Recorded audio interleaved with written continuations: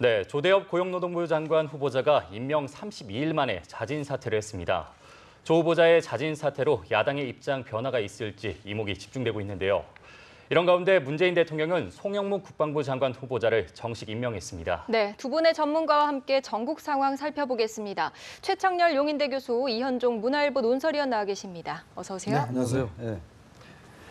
네, 조금 전 조대엽 고용노동부 장관 후보자가 자진 사퇴를 했습니다. 이 기자들에게 보낸 문자 메시지에 이 문재인 정부의 성공에 보탬이 되기를 바란다고 밝혔는데요. 우선 간단하게 이 조 후보자의 자진 사퇴 과정 설명해 주시죠. 본래 이제 야당에서는 송영무 후보자와 지금 장관이 됐죠. 임명했잖아요. 송영무 장관과 이제 조대엽 후보자 모두를 이제 자진 철회 내지는 임명하지 말아라 이런 거였는데 자진 사퇴. 근데 아무튼 지금 오늘 전격적으로 자진 사퇴를 했어요.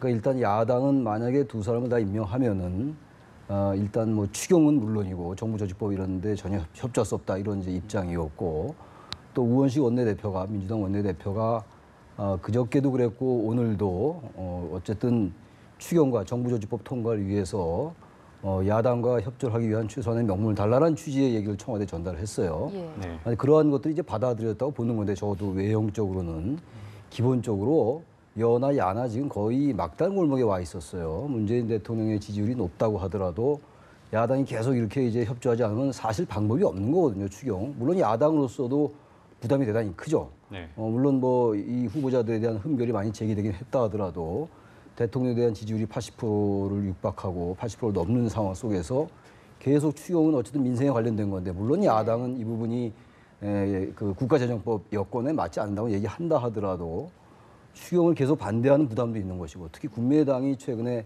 이준석 전 최고위원의 영장이 발부되면서 제보 조작 사건 상당히 수사에 몰려 있는 게 사실이란 말이죠. 이런 상황 속에서 여나 야나 뭔가 돌파구를 좀 마련해야 되겠다는 그런 접점의 당위성이 있었던 거거든요. 그 접점을 이번에 여권이 풀었다고 보여집니다. 일단 조대엽 후보자가 자진 사퇴를 하고 그리고 일단 최근에 추미애 당대표의 민주당 대표의 그 발언에 관련돼 가지고 청와대 임종석 비서실장이 또 나름 유감 표명하고 사과를 했기 때문에 야당으로서도 명분이 생긴 거예요. 그래서 여야가 급냉됐던 전국이 상당히 이제 추경도 심사에 임한다고 이제 발표를 했고 국민의당이 전국이 완화되는 급물살을 타고 있다고 보여집니다. 이제 공은 야당 쪽으로 넘어간 것 같은데 야당의 반응이 궁금합니다. 일단 이제 지금 국민의당은 뭐 이제 일단 좀 뭐 오늘 추경 심사를 참가했고 보수 야당들은 일단 내일 의총을 열어서 일단 뭐 최종의 입장을 결정하기로 했는데 제가 볼 때는 일단 뭐 지금 국민의당은 일단 이제 청와대에서 사실상 사과를 했기 때문에 어떤 면에서 보면 이제 조금 여지가 생겼고 나머지 보수 야당도 사실은 이게 지금 더 이상 사실은 이게 국정 파행 자체가 보면 야당 입장에서도 상당히 곤란한 상황으로 이제 치닫고 있거든요. 만약 이런 상황에서 더 7월 국회가 넘어간다면 물론 근본적으로 여당의 어떤 책임도 있겠지만 또 야당도 사실은 이 책임을 피할 수가 없을 것 같습니다. 그렇기 때문에 아마 우원식 원내대표가 꾸준히 물밑에서 이제 협상을 했고 결국은 이제 1대1 즉 한 명은 임명을 하고 한 명은 탈락시키는 이런 걸로 해서 이제 아마 정치적 타협을 한 것 같아요. 사실 문재인 대통령이 G20 회의 끝나고 오면서 하나도 바뀐 게 없다라고 이야기를 했지 않습니까? 그만큼 그 국회에 대한 즉 여당에 대한 좀 질책을 한 것이라고 보고 그러면서 본다면 아마 내일 이제 의총을 결과를 봐야겠지만 일단 현재 국회를 좀 정상화하는 쪽으로 결론이 나지 않을까 싶습니다. 네. 지금 화면을 보시면 이 송영무 국방부 장관 후보자가 임명이 되고 있는 장면이 보이고 있습니다. 안 그래도 정치권에서는 사실 두 후보자 중 한 명은 낙마를 할 거라는 설이 거의 유력을 했습니다. 이 정치권 야당 쪽에서는 명분을 줘야 된다 했기 때문에 아무래도 조 후보자의 사퇴 선언 배경, 이 여권의 결단도 있지 않았을까요? 오히려 두 명을 다 임명할 수가 있다라는 쪽의 지배도 또 많았던 것 같아요, 사실. 왜냐하면 어차피 이제 한 명만 이제 임명하고 한 명을 낙마시킨다 하더라도 야당이 협조하겠는가 추경 등 이런 이제 예측도 없었던 게 아니었어요. 그래서 문재인 대통령이 인사와 이 추경 이런 것들은 사실 분리해야 된다. 대단히 안타깝다 이런 발언을 한 것으로 봐서 원래 10일 날 귀국을 하고 11일 날 정도는 두 명을 다 임명하지 않겠느냐 했는데 제가 아까 말씀드린 바와 같이 우원식 원내대표가 청와대 그런 걸 건의하면서 2, 3일 늦춰진 거였잖아요. 그래서 야당에 뭔가 명분을 주는 거다라고 얘기했고 야당은 오히려 이게 꼼수 정치다 이렇게 얘기를 했었어요. 그래서 오히려 두 명을 다 임명하는 것이 아니냐 이런 관측이 대단히 지배적이었던 것도 사실이었어요. 그러나 지금 얘기 나온 것처럼 더 이상 이렇게 가는 게 대단히 부담이 커요. 협치라고 얘기하는데 협치라고는 전혀 이제 찾아볼 수가 없는 거잖아요. 여야 다 모두 공의. 이런 상황 속에서 여권이 일단 뭐 결정을 내는 거라고 봐야 돼요. 더 이상 이렇게 갔다가는 추경이 완전 실종되기 때문에 네. 네. 청와대 얘기처럼 추경이 설령 통과된다 하더라도 이것은 시기가 중요한 거잖아요. 네. 이 부분은 결국은 최종적으로 집권 세력에게 책임이 더 크게 느껴질 수가 있는 거거든요. 대통령의 지지율이 높다 하더라도 반대로 야당도 마찬가지예요. 같은 얘기입니다만 대통령의 지지율이 대단히 높기 때문에 대단히 부담이 큰 겁니다. 최근에 국민의당은 또 제보 조작 사건이라는 그런 것들 때문에 국민들은 여전히 그 국민의당을 이해하기 어려운 거란 말이죠. 이런 속에서 청와대가 결단을 내렸다고 보여져요. 그러면서 뭔가 어떤 개혁이나 이제 그 어떤 적폐청산에 대한 국정원이 지금 적폐청산 TF를 가동하고 있잖아요. 예. 이런 것들에 대한 주도권 질 수가 있다고 봅니다. 야당도 협조할 수밖에 없는 것이고 어쨌든 여야가 다 접점을 찾은 거니까 향후 이제 야당이 어떻게 하느냐를 봐야 되는데 예. 여당으로서 어쨌든 적어도 명분상으로는 네. 네. 최대한 야당에게 협조했다라고 볼 수가 있는 거죠. 최대한 수위가 올라갔다가 오늘로 이제 완전히 이제 그 풀린 상황이기 때문에 그런 점에서 여야가 새로운 국면을 접어들 것 같다라고 보여집니다. 네. 어쨌든 뭐 정부와 여당 측에서는 한 발 물러섰다 이렇게 볼 수가 있겠는데 지금 송영무 국방부 장관 임명 강행한 것에 대해서는 야3당이 일제히 비판을 하고 있거든요.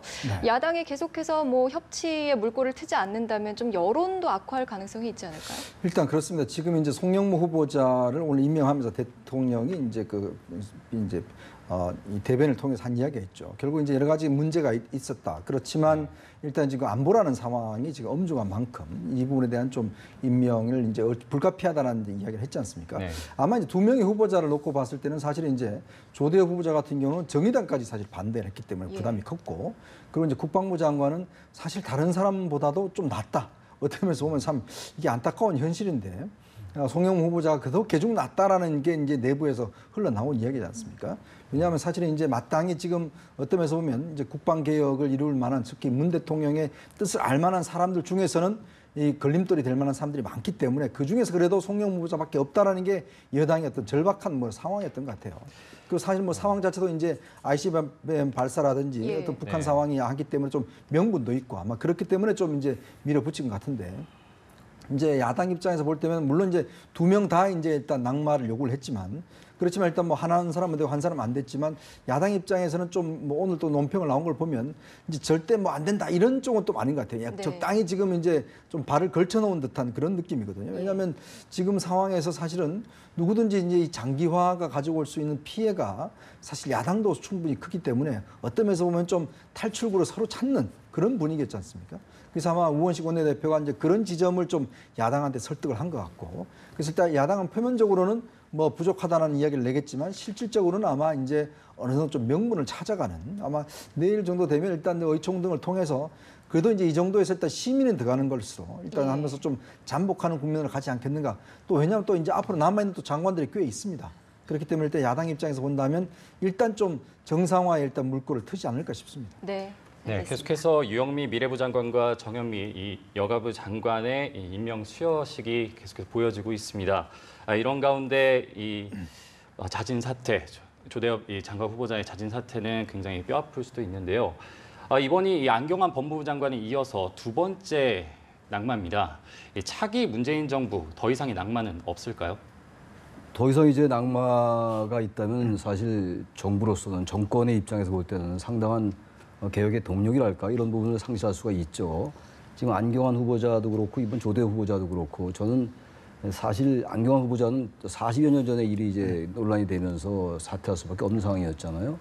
조대호 후보자는 아까도 말씀 나온 것처럼 사실 정의당에서도 반대를 했었잖아요. 그래서 임명하기 어려웠을 거예요. 사실 노무현 대통령과는 뭐 오랫동안 이 노동 문제에 대해서 나름 호흡을 맞춰왔던 인사긴 합니다만 전국 상황이 그렇게 흘러가면서 일단 이렇게 낙마가 됐는데 향후 그 뭐 예단할 수 없죠. 향후 어떠한 이제 정말 국민들이 도저히 받아들이기 어려운 그러한 뭐 흠결이 제기된다면 그 부분은 또 뭐 국민들의 뜻을 따라야 되겠죠. 물론 인사권은 대통령이 가지고 있다 하더라도 네. 그러니까 지금 이제 몇 명 안 남았어요. 이제 더 이상 정권의 입장에서 볼 때 정부의 구성이 늦어지는 거는 받아들이기 어려울 거예요. 이명박 정부는 18일 만에 정부가 구성됐었고 그리고 박근혜 정권도 50여일 만에 52일 정도로 기억을 하는데 그동안 그렇게 정권이 안정이 됐는데 지금 60일이 넘도록 아직도 장관이 공석이잖아요. 그리고 박근혜 전 정권의 장관들과 지금도 이제 그 동거하고 있는 이런 상황 속에서 정말 이제는 국민들이 도저히 받아들일 수 없다. 저 후보는 게 아니라면은 더 이상 낙마나 이런 자진철회는 없지 않을 거라고 보여지긴 합니다. 그러나 뭐 예. 정치라는 게 한 치 앞을 못 내다보는 거니까 네. 전혀 예기치 않은 정말 결정적 흔적이 나타난다면 뭐 그건 또 상황이 달라질 수 있겠으나 적어도 지금 현 단계에서는 정부 입장에서 볼 때, 청와대 입장에서 볼 때는 적어도 2명이 자진 철회했고 사퇴했기 때문에 자진 철회가 아니죠. 자진 사퇴죠. 예. 자진 사퇴했기 때문에 더 이상 낙마는 없으리라고 보지 않겠는가 이렇게 생각이 됩니다. 예. 네. 근데 하여튼 저는 이번 과정을 보면서 결국 이제 문재인 대통령이 취임사나 이런 걸 통해서 사실은 이제 여야를 막론하고 뭐 지지를 했건 안 했건 삼고초를 해서라도 인재를 발굴하겠다라고 이제 국민한테 약속을 했습니다. 예. 근데 실제로 이제 인사를 어떤 발탁하는 과정을 보면 사실 뭐 좀 어떤 면에서 보면 좀 자기 사람 중심으로 다들 이제 인사를 기용을 하는 그런 모습 보여줬지 않습니까? 그리고 또 보면 다들 또 흠집들이 있는 인물들을 또 선택을 했어요. 자, 그러면서 본다면 기본적인 인사의 풀 자체가 너무나 좁다. 그리고 또 인사를 바라본 시각이 결국은 내 사람을 쓰는 것들. 지금 왜냐하면 장관 후보자뿐만 아니라 차관도 마찬가지고 다들 노무현 정부 때 일을 했던 사람하고 또 문재인 대통령의 어떤 싱크탱크 출신들 뭐 그 이상의 범위를 벗어난 인사가 별로 없어요. 이제 그렇다 보니까 특히 검증 과정에서 지금 나타나고 있는 여러 가지 문제가 좀 있는 것 같아요. 왜냐하면 지금 조국 민정 속이 뭐 아무리 이제 또 급하게 한다고 하지만 지금 다들 보면 어떤 면에서 보면 좀 사전에 걸러댔을 문제고 사실 이번에 조대우 후보자 같은 경우도 음주운전 같은 경우 또 그다음에 이제 임금체불 같은 경우는 사실 이건 어떤 면에서 보면 장관으로서 굉장히 부적절한 것이거든요. 특히 이제 임금체불은 직무와 관련된 문제입니다. 고용노동부 장관이 자기가 운영하는 회사의 직원들한테 임금체불을 했는데 그게 사실 과연 고용노동부 장관이 일을 할 수가 있겠습니까? 지금 송영 장관도 사실 임명은 했지만 사실은 여러 가지 부적절한 일이 많았지 않습니까? 지금 오늘도 드러났지만 본인이 사실은 뭐 연평해전의 영웅이라고 이야기를 하면서 결국 그 연평해전 추모식에 그날 골프 치러 간다든지 뭐 이런 걸 보면 과연 그러면 이 문재인 정부의 인사의 기준이 뭔가 이런 부분에 대한 근본적 의문을 갖게 하는 거예요. 그러니까 이렇기 때문에 사실은 이런 인사가 제가 볼 때 기준으로 계속된다라면 앞으로 인사 참사는 계속될 겁니다. 근데 문제는 문재인 대통령이 이번에 어떤 문제를 좀 교훈 삼아서 인사의 폭을 좀 넓힐 필요가 있고 인사 이 시스템 자체를 좀 저는 기준을 바꿀 필요가 있습니다. 왜냐하면 5가지 원칙을 제기했지 않습니까? 그러면 최소한 5가지 원칙은 좀 지키는 인사를 하셔야죠. 그런데 지금 아무런 이야기도 없이 그냥 5가지 원칙을 어긋나는 사람들 그냥 이제는 뭐 아무렇지도 않게 지금 임명하는 걸 보니까 앞으로도 이런 문제가 더 발생할 수도 있다. 이렇게 계속 한다면 상당히 좀 이번에는 교훈으로 좀 삼아야 될 것 같습니다. 네, 두 분께서 좀 상반된 관측을 내놔주셨는데요. 자, 한편 청와대가 국민의당 추경 심사 복귀를 위해서 추미애 더불어민주당 대표 대신 좀 유감의 뜻을 밝혔습니다. 임종석 비서실장이 직접 국회를 찾아갔는데요. 이 부분에서 좀 추미애 대표가 뭐 체면을 구긴 게 아니냐 이런 이야기도 있더라고요. 지금 현재 뭐 추미애 대표가 체면을 구겼다, 구기지 않았다는 뭐 큰 본질은 아닌 것 같아요. 그거 이제 머리 자르기 발언에서 비롯된 건데 그 부분이 점점 이제 양쪽이 계속 상승작용을 일으켰었죠. 그러면서 그 사이에 이제 이준서 전 최고위원이 구속됐기 때문에 추미애 대표가 오히려 상당히 강공으로 갔던 게 야권은 일단 이 미필적 고의 발언 자체가 가이드라인 아니냐 이렇게 비판했었습니다만 나름 또 추미애 대표 입장에서 볼 때는 나름 지금 말씀하신 당 대표로서 집권당의 대표로서의 어떤 위상 같은 것들 존재감을 보였다라고도 볼 수도 있어요. 근데 일단 이 상황 속에서 이 정부를 풀기 위해서 청와대가 비서실장을 통해서 이제 사과의 입장을 밝힌 거잖아요. 일단 뭐 추미애 대표로서는 대단히 난감해진 면은 없지 않다고 보여져요. 근데 이 부분을 이제 국회로 사과하기 전에 국회 임명석 비서실장이 추미애 대표에게 그 충분히 설명했다고 그럽니다. 설명했겠죠. 설명하지 않고 만약에 그렇게 된다면 그건 여권 내에서의 갈등이 또 생길 수 있는 문제이기 때문에 지금 말씀처럼 그런 분석도 가능하겠습니다만 지금 어차피 상황 자체가 이제 발언이 계속 수위가 높아졌던 거였기 때문에 청와대가 추미애 대표의 자존심을 오히려 살려주면서라고 볼 수도 있어요. 추미애 대표가 직접 사과하는 것보다 청와대를 통해서 사과하면서 이 사안을 덮는다기보다도 일단 봉합하면서 여야가 어떤 접점을 찾아가는 모양이기 때문에 뭐 그렇게 굳이 추미애 대표가 체면을 구겼다라고 아주 그 전통적인 관점으로만 볼 필요는 없지 않나라고도 보여집니다. 네, 알겠습니다. 국민의당도 추경 심사에 복귀하기로 했으니까요. 앞으로 전국 상황 더 지켜봐야겠습니다. 지금까지 최창렬 용인대 교수, 이현종 문화일보 논설위원과 함께했습니다. 두 분 고맙습니다.